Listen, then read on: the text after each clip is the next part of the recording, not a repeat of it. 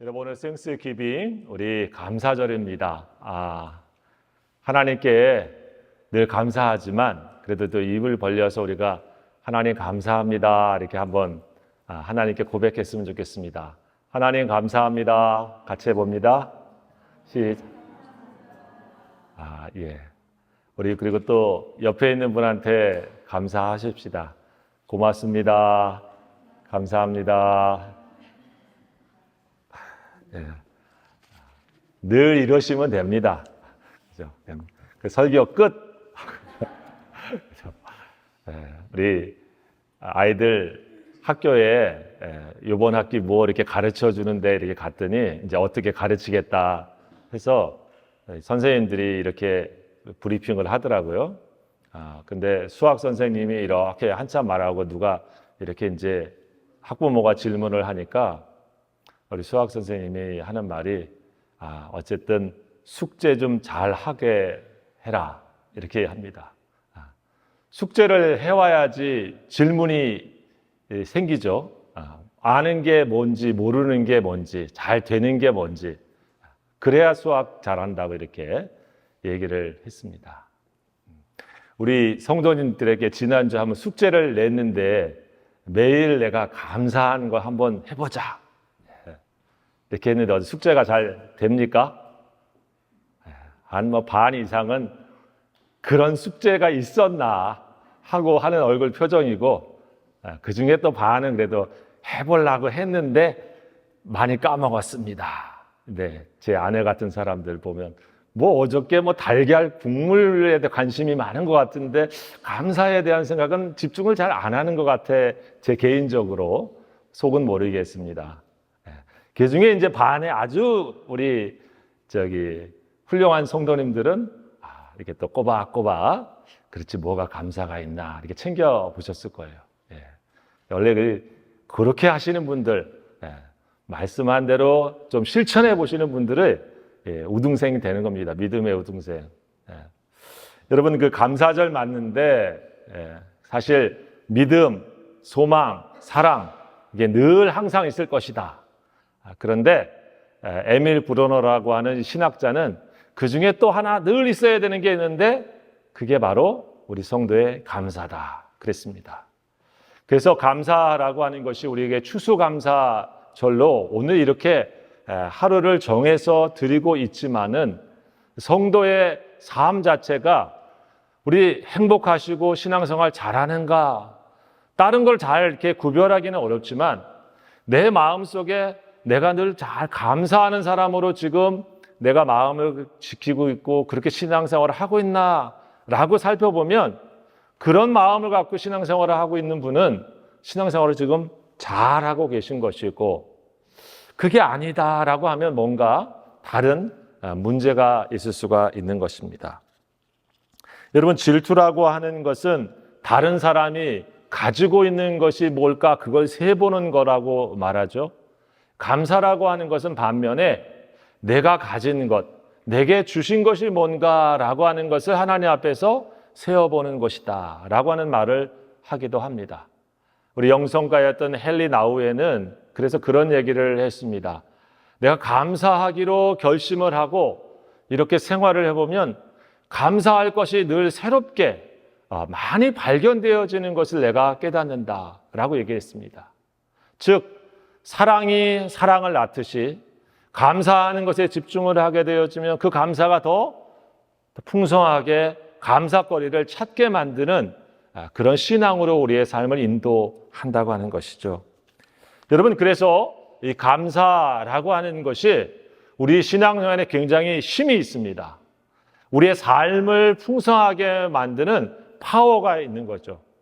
그래서 사실 감사의 삶은 그냥 선택상 하면 좋고 안 하면 뭐 어쩔 수 없고 라고 하는 것이기보다는 정말 내 인생을 풍성하게 살기를 원하고 우리의 신앙과 삶을 하나님 앞에서 잘 가까워하기를 원한다고 하면 그것은 우리가 반드시 우리가 놓치지 말아야 되는 신앙의 영적인 그러한 요소라고 하는 것이죠.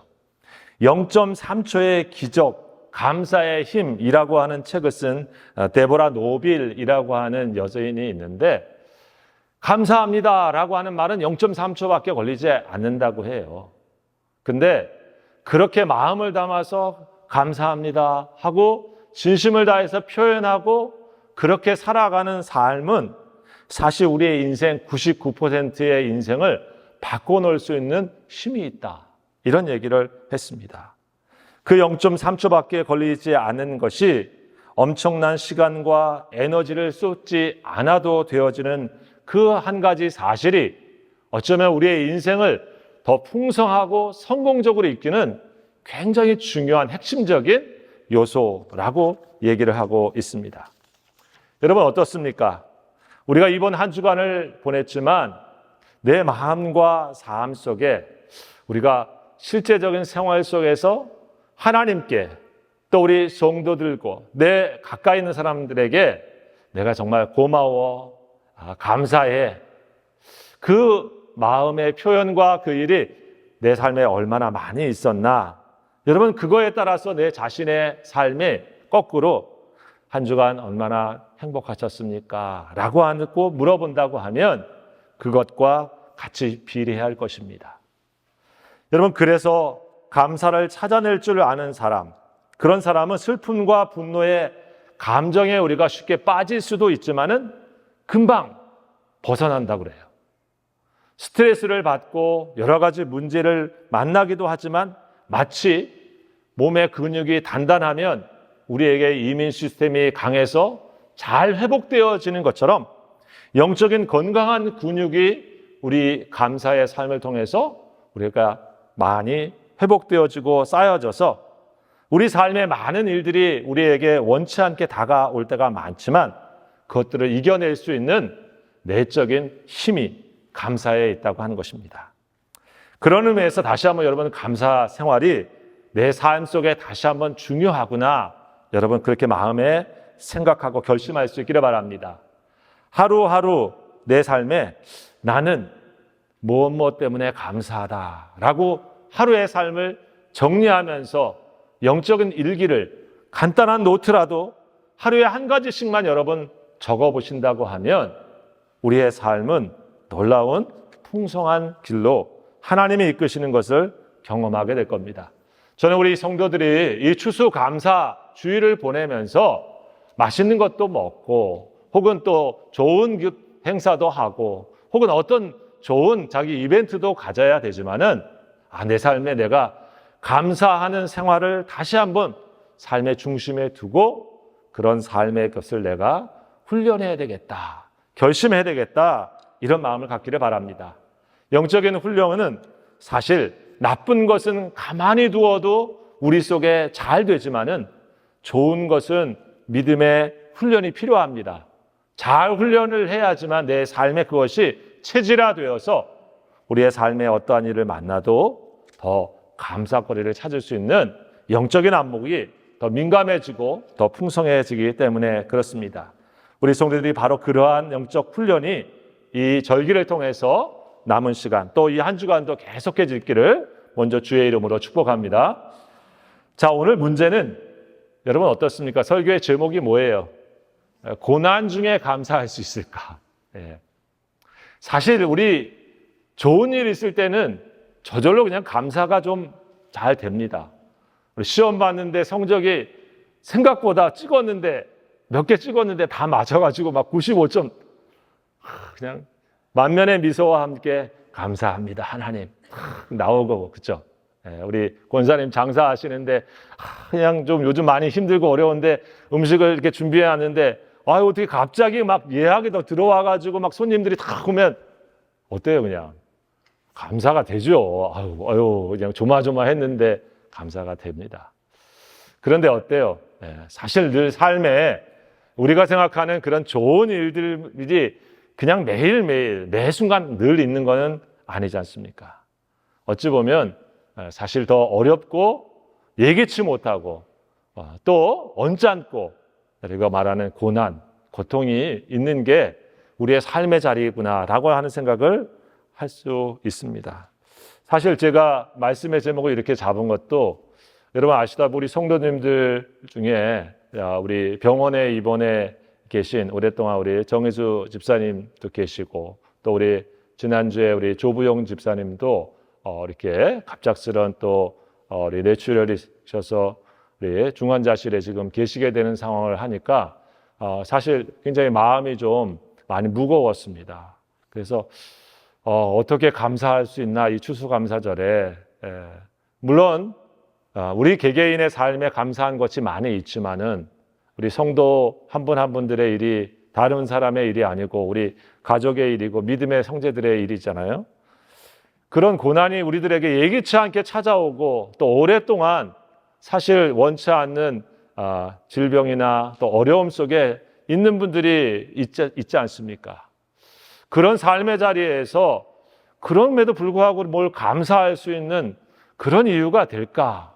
이런 고민을 하고 묵상을 하면서 고난 중에도 우리가 감사할 수 있는 그런 절기가 우리가 되긴 해야 되는데 그 이유가 뭘까 하면서 사실 이 말씀을 생각해 보고 묵상했습니다.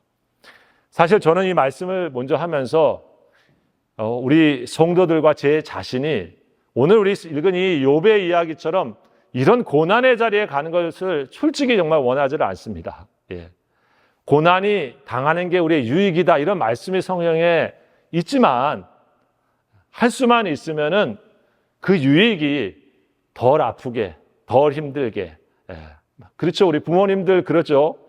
뭐 젊었을 때 고생은 사서도 해야 하는데 누가 부모님들이 그 자기 자식이 그런 고생을 하는 걸 원하는 분이 누가 있겠습니까? 안 하고 깨닫고 안 하고 더 깊어지고 안 할 수만 있다고 하면 좋은 것으로 더 풍성해지기를 바라는 게 저는 믿음의 우리 목회자들의 마음이라고 생각하고 우리 성도님들의 마음이라고 믿습니다. 그래서 이런 어려움을 당하면서 꼭 감사할 수 있다 이런 말씀을 드리고 싶은 마음은 사실 조금도 없습니다. 그럼에도 불구하고 사실 우리 현실의 삶에는 이런 일이 생기니까 지금 우리들의 삶의 주변에 일어나기도 하니까 그럼에도 불구하고 어떻게 감사할 수 있을까라고 하는 고민이 믿음의 자리에 있는 저와 여러분의 질문이라고 믿습니다. 여러분 고난 중에 감사할 수 있는 것은 저는 결국에는 하나님에 대한 믿음의 문제다라고 하는 말씀에 제 자신의 말씀 통해서 결론을 갖게 됩니다. 고난 중에 감사한다라고 하는 것은 사실 우리 일반적인 우리 자신의 성정, 우리의 감정, 우리의 육체적인 어떤 이런 것으로 보면 우리하고 맞지가 않습니다. 자연스러운 게 아니에요. 고통을 당하고 있는데 비명을 지르고 불평하는 게 자연스럽지 않겠어요? 내가 굉장히 어려움을 당하고 있는데 그것을 향해서 원망하고 내가 불평할 수밖에 없는 게 우리에게 더 자연스럽지 않겠습니까?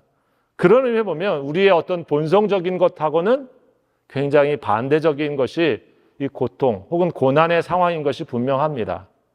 그런 의미에서 보면 그럼에도 고난 중에 감사할 수 있는 건 뭘까? 결국 내가 하나님을 어떻게 신앙하고 있는가라고 하는 믿음의 문제라고 하는 것입니다. 믿음이 우리의 삶 가운데서 어떤 모습으로 어떤 내용으로 나에게 다가와 있느냐에 따라서 고난과 어려움을 맞이할 때에 내가 감사를 선택할 수 있는 사람이 되는가?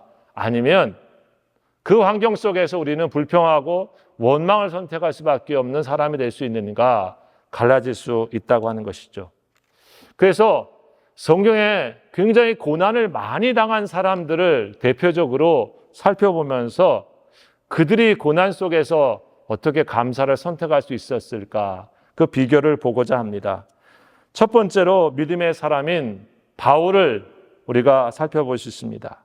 신약 성경에 예수님 말고 예수 믿는 사람 중에 가장 많은 고난을 당한 사람이 있다고 하면 그것은 사도 바울입니다. 많은 사람들이 그런 어려움을 당했겠지만 사도 바울이 성경에 얘기하는 것처럼 자신은 예수 믿으면서 있는 수고 없는 수고 다 했다고 그럽니다. 그런데 옥에도 갇혀봤고요. 매도 맞아봤고요. 배도 고프고 굶주려 보기도 했고요. 한두 번이 아니라 여러 번 그렇게 했고요. 자기 민족들한테뿐만 아니라 모르는 이방인들한테도 위협을 당해서 자신의 인생이 정말 불안할 수밖에 없는 그런 삶의 자리에 늘 있었다. 우리가 말하는 안정적인 것, 그런 것과는 다른 인생을 산 사람이 사도 바울입니다. 그래서 그 성경 고린도서 11장 24절에 보면 자기가 수고하고 애쓰고 여러 번 자지 못하고 줄이며 목마르고 여러 번 굶고 춥고 헐벗었다, 그런 말을 표현하고 있습니다. 여러분, 우리 믿음을 살아가면서 이런 삶을 살고 싶은 사람이 계신가요? 저는 그렇게 우리 성도들이 하지 않기를 솔직히 바라고 있는 사람입니다. 저도 그것을 감당할 만한 믿음이 있다고 말하고 싶지 않습니다. 그런데 바울에게는 그런 어려움이 있었거든요. 자, 그런데 역설적으로 사도 바울이 쓴 사도 바울의 많은 성경의 서신들, 우리 레터들에 보게 되어지면 많은 사람들한테 뭐라고 얘기하고 있냐면 감사해라, 감사해라 그랬습니다. 우리 아까 조집사님 기도 가운데서도 이렇게 읽어주신 내용에도 보게 되어지면 그건 나오는데 여러 가지 많은 어려움이 있지만 주 예수 그리스도를 힘입어서 감사해라 표현하고 있습니다. 골로새서 2장 7절에 보게 되어지면 예수 안에 뿌리를 박으며 세움을 받아 교훈을 받은 대로 믿음에 굳게 서서 감사함이 넘치게 해라, 이렇게 말하고 있습니다. 우리가 잘 아는 데살로니가 교회에 보낸 데살로니가전서 5장 18절에 보면 범사에 감사해라. 참 생활이 안정적이었고 믿음 생활 잘했기 때문에 승승장구해서 자녀도 잘 됐고 사업도 잘 됐고 자기 삶도 이렇게 남부럽지 않게 누가 봐도 괜찮은 지위에 갔다고 하면 이 말이 절로 나오지 않았을까 싶지만 우리가 말하는 것처럼 정반대의 모습임에도 불구하고 바울은 그런 얘기를 우리에게 역설적으로 강조하고 있습니다. 자신의 삶의 범사를 보게 되어지면 절대로 평안하다라고 말할 수 없을 만큼 풍파가 많은 외적인 모습임에 분명함에도 불구하고 그는 감사하라, 모든 것에 범사에 감사, 이런 말씀을 하고 있습니다. 어떻게 그게 가능했을까? 라고 하는 질문에 제가 성경 속에서 찾는 바울의 마음은 바로 그 모든 삶의 자리에 변하지 않는 하나님의 온전한 사랑을 갖고 믿음의 삶을 살아가고 있기 때문에 그렇다고 믿습니다. 그가 갖고 있는 믿음은 이 모든 것이 있음에도 불구하고 절대적으로 변하지 않는 온전하게 자기를 향하신 하나님의 사랑에 그 마음이 충만하기 때문에 감사한 것이죠. 여러분, 아무리 어려워도 만약 아내가 남편을 향해서 충만한 사랑을 주고 있다고 믿는 남편이 있다고 하면 어떨까요? 사업이 힘들고 어려워도 아마 힘을 낼 겁니다. 거꾸로 우리 자녀들도 마찬가지 아닐까요? 아무리 삶의 환경이 어려워도 내가 너를 믿고 있어, 나는 너를 굉장히 사랑해, 너는 나의 전부 같아 하면서 온전한 사랑을 주고 있는 것을 깨닫고 그 마음에 간직하고 있다고 하면 시험에 좀 떨어질 때도 있겠죠. 직장에 좀 안 될 때도 있겠죠. 원하는 것 마치 무슨 관계가 잘 형성되지 않을 때도 있습니다. 하지만 그 마음속에 있는 충분한 사랑으로 여러분 그 삶의 환경을 이겨낼 수 있는 용기도 생기고 또 감사도 있지 않겠습니까? 사도 바울이 우리들에게 얘기해 주고 있는 로마서 8장의 그 유명한 말씀이 이 말씀입니다. 누가 우리를 그리스도의 사랑에서 끊으리요? 환난이나 곤고나 박해나 기근이나 적신이나 위험이나 칼이라. 기록된 바 우리가 종일 주를 위하여 죽임을 당하게 되며 도살을 당할 양같이 여김을 받았나이다 함과 같으니라. 그러나 이 모든 일에 우리를 사랑하시는 이로 말미암아, 나를 사랑하시는 이로 말미암아 내가 넉넉히 이기느니라. 넉넉히 이기는 마음을 다른 말로 표현한다고 하면 나는 늘 그 하나님의 사랑 때문에 감사할 수 있으리라 라고 하는 말씀이 아닐까요? 저는 우리 사랑하는 성도들에게 바로 우리가 갖고 있는 믿음의 내용이 무엇일까?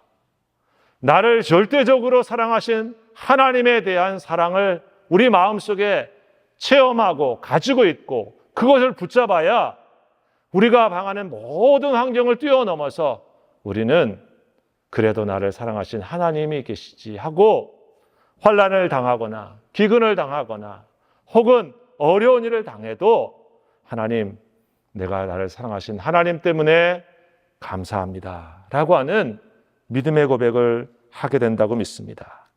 여러분, 송명희 시인을 아실 겁니다. 공평하신 하나님이라고 하는 찬양을 부른 옛 복음성가 가수이죠.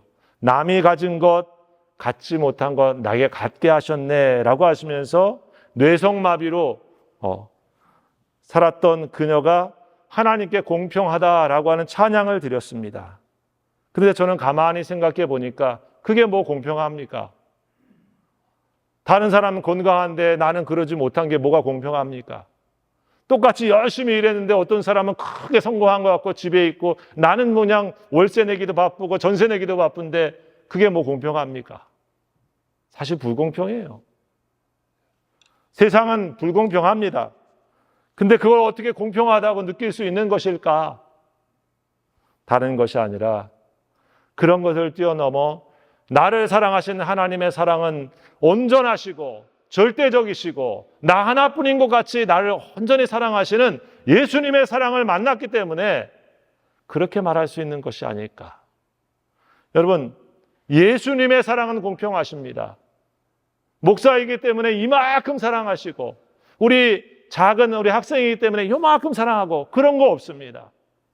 한 영혼 한 영혼들을 향하여 하나님은 전심을 다해서 최고로 모든 것을 다해서 절대적으로 사랑하신 것이죠. 바울은 저는 이것을 깨닫고 마음에 간직했기 때문에 늘 감사의 이유를 거기서 찾았다고 믿습니다. 여러분, 이 사랑을 믿으십니까? 이 사랑을 알고 계십니까? 여러분, 그것이 복음이라고 믿습니다. 여러분, 이 사랑을 다시 한번 깊이 내 마음속에 주의 성령을 통해서 채우시고 만나시고 그 은혜로 감사를 고백할 수 있기를 주의 이름으로 축복합니다. 여러분, 두 번째 사람은 누굽니까? 오늘 성경에 보면 욥을 얘기하고 싶습니다. 욥에 대한 얘기의 말씀이 오늘 성경인데 욥은 참 오늘 성경에 보면 부자였습니다. 성경에 보니까 그는 암나귀가 500마리고 양이 7,000마리고 약대가 3,000마리고 소가 500마리입니다. 약대가 3,000마리는 일종의, 여러분 낙타 아시죠? 낙타. 사막에서 3,000마리 있으면 뭡니까? 요즘 자가용 3,000대에 있는 거나 똑같습니다. 3,000대. 야, 슈퍼카 3,000대에 있는 사람이면 엄청난 거 아니에요. 그렇죠? 예.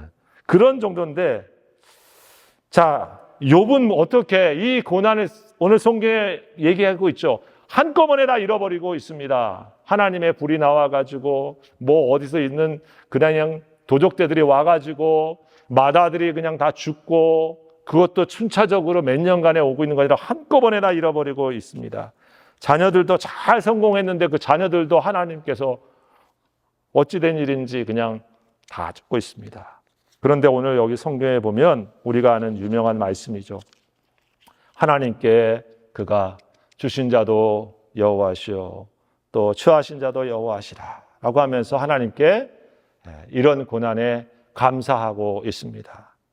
욥에게 있는 그 신앙, 믿음의 감사의 내용이 무엇일까 생각해 보면 하나님이 주인이시다 라고 하는 말씀의 믿음이라고 믿습니다. 하나님이 만유의 주인이시고 하나님의 주권이 내 삶의 모든 것 안에 나를 다스리신다 라고 하는 믿음이라고 믿습니다. 그래서 오늘 그가 누리고 있는 그 수많은 것들이 사실 한순간에 없어지는데 어떻게 그것을 가지고 찬송이 아니라 원망을 안 하는 것만 해도 이거는 신앙생활의 엄청난 수준인데 성경에 보면 하나님께 찬송을 받으실지어다 엎드려 예배하는 그런 모습을 보이는 것은 무엇일까? 성경에 나와 있는 것처럼 욥이 만약에 그 중심에 지금 내가 가지고 있는 것을, 내가 누리고 있는 것을 그래도 이게 내가 땀 흘려서 수고해서 밤새서 내가 지켜가지고 양의 새끼를 낳아가지고 그걸 하면서 내가 이 종들을 어떻게 매니지를 해가지고 지금 이거를 다 가진 것이면서 라고 생각하는 마음 속에서 그래도 이게 내 거지 하는 마음이 마음속에 있다고 하면은 불평이 나오죠. 당연히. 내 것을 빼앗기고 내 것을 잃어버리는데 불평이 안다는 거는 제가 볼 때는 사람이 아니에요. 그렇죠? 욥은 사람이 아닌 거예요. 근데 사람이죠. 근데 뭐가 다를까 생각을 묵상을 해볼 때 그에게 나온 이 표현과 같습니다. 내가 발가숭이로 이 땅에 태어나서 내가 발가숭이로 가진 것 없이 다 하나님께로 가는구나 라고 하는 고백입니다.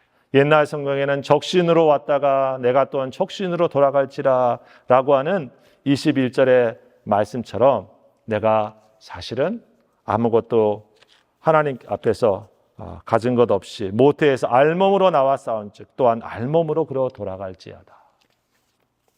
여러분, 우리는 나 자신이 신앙생활하면서 늘 갖고 있는 마음 중에 하나는 늘 그래도 이거는 내가 수고해서 얻은 거지, 이거는 내 거지 하는 마음이 저도 있습니다. 다 있습니다. 내 자식이지 하는 마음이 왜 없습니까? 아유, 내 통장에 내 돈이지 하는 생각이 왜 없어요? 내 재산이지 하는 생각이 우리들에게 다 있습니다. 그래서 그것들을 손해보게 되어지고 잃어버리게 되어지면 당장 반응이 나오는 거죠. 하나님이 어떻게 내 것을 갖다가 이렇게 손해보게 하시나 하는 생각이 우리에게 오니까 불만이 생기는 것입니다. 심지어 오늘 욥과 같이 자기 몸을 괴롭게 하는 이 질병이 생길 때에 내 몸을 이렇게 괴롭게 하시나라고 하는 마음이 왜 안 들겠어요? 그건 사실 너무 자연스럽습니다. 그러나 믿음이라고 하는 것이 무엇일까 하는 생각을 다시 한번 곱씹어 봅니다. 우리의 믿음이 여기에 있지는 않지만은 우리가 가야 될 믿음의 단계와 믿음의 모습으로 한다고 하면 오늘 욥의 고백이 우리가 가야 될 감사의 수준이구나 하는 생각을 다시 한번 해보게 됩니다. 이게 내 것이 아니었지. 이것이 하나님께서 주신 것이었지. 그래서 하나님께서 가져가실 수 있는 거지. 내 생명도 하나님이 주신 것이었지. 그래서 하나님께서 가져가실 수도 있는 거지. 라고 하는 믿음의 수준까지 우리 깊이 가게 되어지면 우리가 어떤 마음이 되게 되십니까? 우리가 어떤 일을 만나더라도 그 하나님 때문에 원망이 아니라 주님이 우리를 향하신 뜻이 계시지 하는 마음이 생기고 그 하나님께서 우리를 향하신 놀라운 계획이 계시지 하는 마음이 생기면서 우리는 하나님을 바라보게 되고 그로 인하여서 우리가 감사의 제목을 찾고 고백할 수 있게 된다고 믿습니다. 여러분, 성경은 그런 의미에서 그거 쉽다고 말하고 있다고 생각하지 않습니다. 그것을 신약적인 용어로 말하면 바로 나를 부인하는 것이죠. 우리가 책의 이름으로 보면 내려놓음이라고 하는 책 얘기와도 같습니다. 내 거지, 나지 하는 것에서 여러분 내가 아니지 주님이 주신 것이지 하고 한 걸음 한 걸음 내려놓을 때 그것이 감사의 제목이 되어지고 더 나아가서 주신 것을 주님이 원하시는 대로 종이 쓰시겠다 하시면 주인이 쓰시겠다 하면 내어놓을 수 있는 마음이 그 헌신이 우리에게 나오는 것 아니겠습니까? 여러분, 그래서 감사는 우리들에게 더 깊은 신앙의 단계를 만들어가는 성숙의 과정입니다.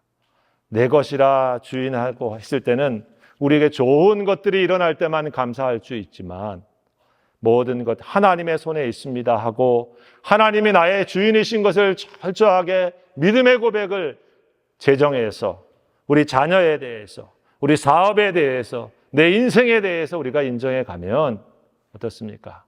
거기에서 더 깊은 감사의 제목이 우리 신앙의 고백에서 나오지 않겠습니까? 사랑하는 귀한 성도 여러분, 우리는 고난 중에 감사한다는 것이 결코 쉽지 않다고 하는 것을 너무나 잘 압니다. 그러나 믿음의 사람들이 걸어갔던 고난을 비록 당한다 할지라도 그것이 인생을 망가뜨리고 원망하고 절망의 늪에서 자신의 인생을 저주하는 것으로 끝나지 않고 하나님이 그의 삶 속에서 보이지 않지만 인도하고 계시고 역사하고 계신 것을 인정하고 고백하면서 주님의 때를 기다리며 나아가는 신앙인들이 오늘 성경의 증인인 것처럼 우리 신앙 안에 있는 우리 한인 장로교인 성도들은 할 수만 있으면 이런 고난의 자리에 있지 않기를 원하고요. 혹시 하나님께서 우리에게 그런 것을 두신다 할지라도 거기에 더 깊은 감사가 믿음을 통해서 하나님께 고백되어지는 그 은혜가 넘치시기를 우리 주의 이름으로 축원합니다. 기도합시다. 아버지 하나님, 믿음, 소망, 사랑과 더불어 우리 삶 속에 매일매일 우리의 입술과 우리의 손과 발과 우리의 행동을 통해서 하나님께 감사합니다. 당신께 감사합니다. 세상에 감사합니다. 나 자신을 축복하신 은혜에 감사합니다. 늘 하나님 그렇게 삶의 고백이 풍성하여서 우리의 인생 어떤 일을 만날지라도 그것을 뚫고 일어나 우리의 삶에 허락하신 하나님의 은혜를 깊이 누리는 우리 성도들 다 될 수 있도록 함께하여 주옵소서. 예수님의 이름으로 감사하며 기도하옵나이다. 아멘. 이제는 우리 주 예수 그리스도의 은혜와 우리 아버지 하나님의 원하신 사랑하심과 성령님의 역사하시고 교통하시며 충만케 하시며 치유케 하시는 귀한 은혜가 오늘 병상에서 하나님의 치유를 기다리는 사랑하는 여정과 그리고 함께 주님 앞에 감사로 예배를 드리는 온 성도들 머리 위에 그리고 피를 사신 몸된 교회 위에 지금부터 영원토록 함께 하옵시기를 간절히 축원하옵나이다. 아멘.